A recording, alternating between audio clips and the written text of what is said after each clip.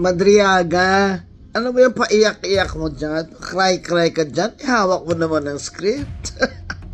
Hawak ko ang script. Hawak ko ang script. Oy, ano naman ang kinalulungkot mo?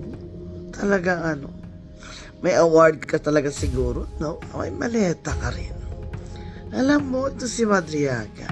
Sinasabi niyang pinagkatiwalaan siya ng milyon-milyon, daan-daang milyon pera. Pero hindi niya mapakita kung empleyado ba talaga siya dati ni PRRD o empleyado siya ni BP Sara o ano, kamag-anak ba siya o ano, driver ba siya. Talagang he has no direct access or connection that he can claim as the basis for the trust and confidence na binigay sa kanya ng daang-daang milyong peras. At hindi naman niya nasabi kung saan ang source nito.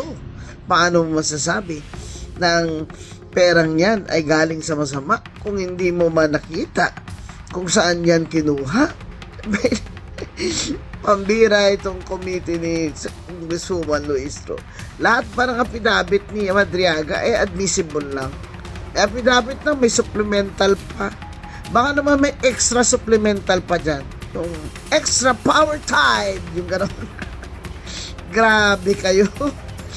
Ang witness nyo ay detainee, akusado ng kidnapping for ransom. Yan ang star witness nyo. Lahat na sasabihin yan para makawala lang siya dyan sa kulungan. Ano pa itong mga hearsay niya ng mga obviously fabricated na sinabi daw ni former President Duterte na si VP Sara ay bad student, saka violent daw sa klase. Bakit? Classmate mo ba siya? Alam mo, kung hindi ka matawa dito kay Madriaga, mababatukan mo to. Hawak mo ang script, Madriaga. Sige, iyak ka pa.